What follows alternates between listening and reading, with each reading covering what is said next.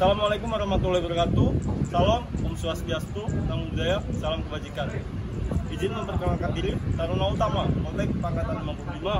Nama Muhammad Rizky Nabila Ghafal, STB 4294, Prodi Manajemen Pemasyarakatan kelas A.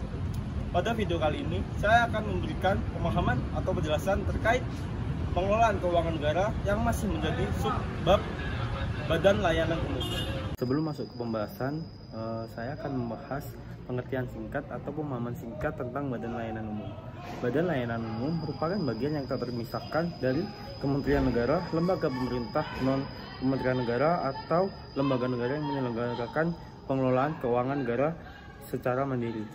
Di dalam materi pembahasan Badan Layanan Umum ini terdapat pembahasan yang menarik yang nantinya akan saya jadikan topik utama dalam pembahasan video kali ini, yaitu pengelolaan keuangan negara. Pengelolaan keuangan Badan Layanan Umum merupakan bagian integral dari pengelolaan keuangan negara, sehingga pengelolaannya tidak boleh terlepas dari hukum keuangan negara. Manakala pengelolaan keuangan Badan Layanan Umum terpisah secara tegas dari pengelolaan keuangan negara, berarti suatu penyimpangan atau berlawanan dengan hukum keuangan negara. Menteri, pemimpin lembaga pemerintah non-kementerian, atau pemimpin lembaga negara wajib mengarahkan agar pengelolaan keuangan Badan Layanan Umum yang berada dalam naungannya berpedoman pada hukum keuangan negara. Terdapat 9 pembahasan tentang pengelolaan keuangan negara. Yang pertama yaitu perencanaan dan penganggaran.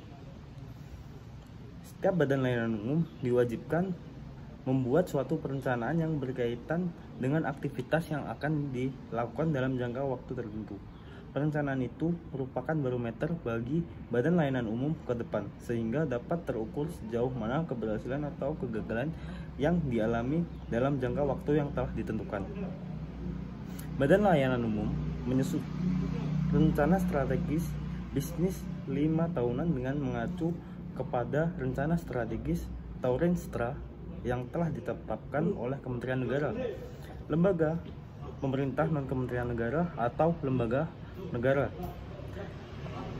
Setelah itu, Badan Layanan Umum menyusun Renstra bisnis atau anggaran tahun dengan mengacu kepada Renstra bisnis tersebut. Ada 7 muatan rencana bisnis dan anggaran. Yang pertama, kondisi kinerja Badan Layanan Umum tahun berjalan. 2. Asumsi makro dan mikro. 3. Target kinerja atau output yang terukur. 4. Analisis dan perkiraan biaya per output dan agregat.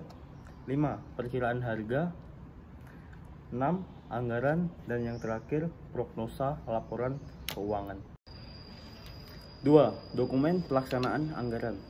Anggaran yang dilaksanakan oleh Badan Layanan Umum harus ditetapkan dalam bentuk dokumen sehingga mempunyai kekuatan hukum mengikat. Namun, rencana bisnis dan anggaran Badan Layanan Umum yang bersifat definitif digunakan sebagai acuan dalam menyusun dokumen anggaran Badan Layanan Umum untuk diajukan kepada Menteri Keuangan.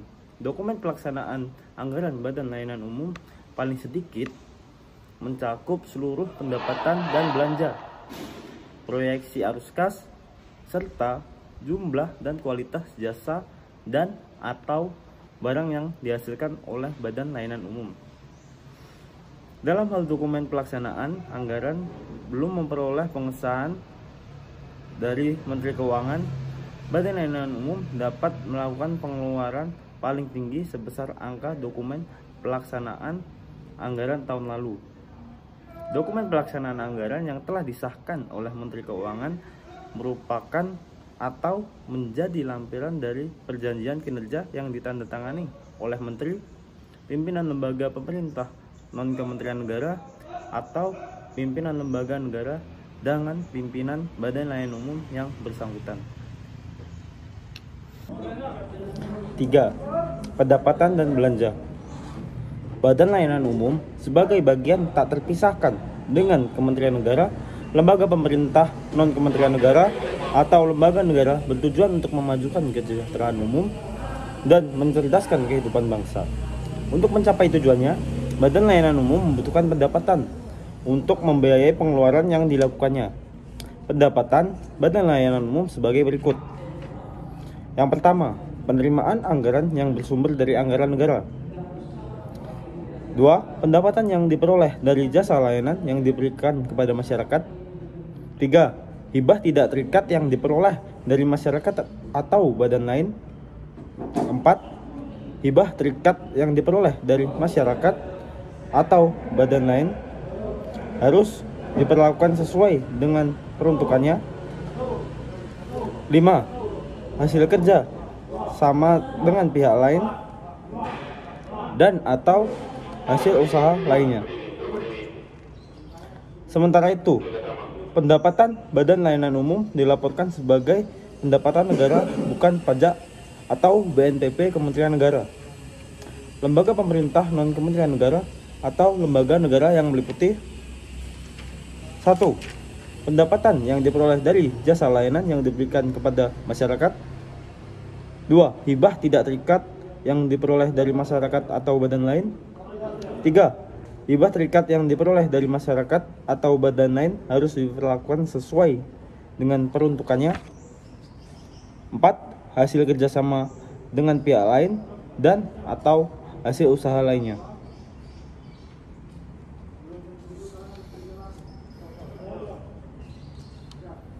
4. Pengelolaan kas piutang dan utang. Dalam rangka pengelolaan kas, Badan Layanan Umum menyelenggarakan hal-hal sebagai berikut. Yang pertama, merencanakan penerimaan dan pengeluaran kas. 2. Melakukan pemungutan pendapatan atau tagihan. 3. Menyimpan kas, mengelola rekening bank. 4. Melakukan pembayaran. 5. Mendapatkan sumber dana untuk menutup defisit jangka pendek dan memanfaatkan surplus kas jangka pendek untuk memperoleh pendapatan tambahan. Pengelolaan kas Badan Layanan Umum dilaksanakan berdasarkan praktis bisnis yang sehat. Badan Layanan Umum dapat memberikan piutang sehubungan dengan penyerahan barang jasa dan atau transaksi lainnya yang berkaitan langsung atau tidak langsung dengan kegiatannya. Sebaliknya, Badan Layanan Umum dapat memiliki utang sehubungan dengan kegiatan operasional dan atau perikatan peminjaman dengan pihak lain.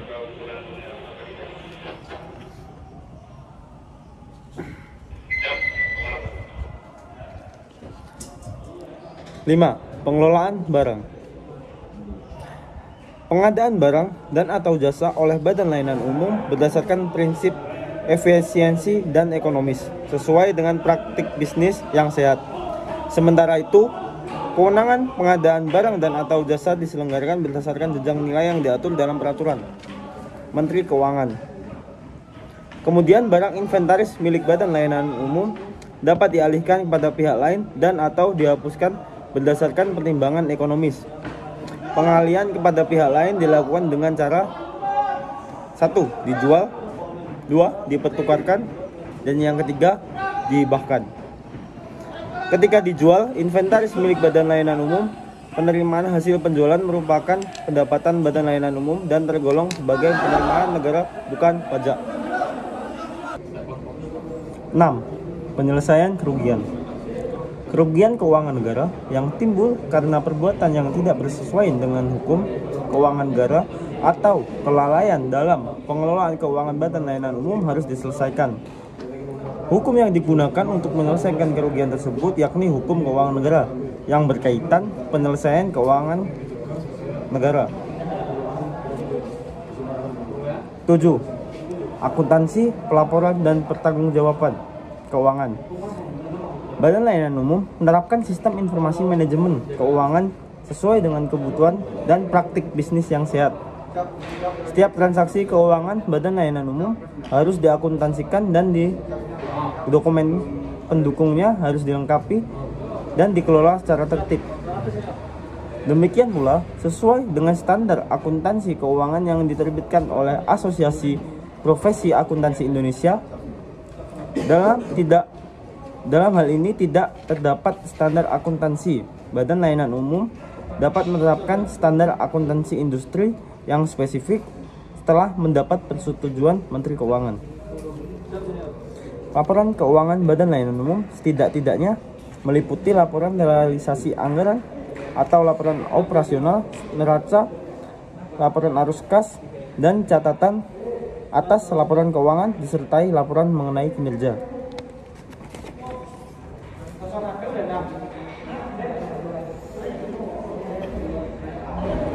Delapan, akuntabilitas kinerja. Operasional kinerja Badan Layanan Umum harus selalu ditingkatkan dan merupakan tanggung jawab pimpinan Badan Layanan Umum. Pimpinan Badan Layanan Umum mengikhtiarkan dan melaporkan kinerja operasional Badan Layanan Umum secara terintegrasi dengan laporan keuangan Badan Layanan Umum. 9. Surplus dan defisit. Badan Layanan Umum dalam upaya memberikan pelayanan kepada masyarakat kadangkala mengalami surplus dan bahkan defisit anggaran, tatkala kinerja operasionalnya mengalami penurunan. Surplus anggaran Badan Layanan Umum dimaksudkan sebagai selisih lebih antara pendapatan dengan belanja Badan Layanan Umum yang dihitung berdasarkan laporan keuangan operasional berbasis akrual pada suatu periode anggaran. Defisit anggaran Badan Layanan Umum dimaksudkan sebagai selisih kurang antara pendapatan dengan belanja Badan Layanan Umum yang dihitung berdasarkan laporan keuangan operasional berbasis akrual pada suatu periode anggaran. Defisit anggaran Badan Layanan Umum dapat diajukan pembiayaannya dalam tahun anggaran berikutnya pada Menteri Keuangan melalui Menteri Pimpinan Lembaga Pemerintah Non-Kementerian atau pimpinan lembaga negara sesuai dengan kewenangannya. Sementara itu, Menteri Keuangan sesuai dengan kewenangannya dapat mengajukan anggaran untuk menutup defisit pelaksanaan anggaran Badan Layanan Umum dalam anggaran negara tahun anggaran berikutnya. Berikut video yang dapat saya sampaikan pada pembahasan kali ini. Mohon maaf bila ada salah kata. Terima kasih. Wabillahi taufik walhidayah. Wassalamualaikum warahmatullahi wabarakatuh.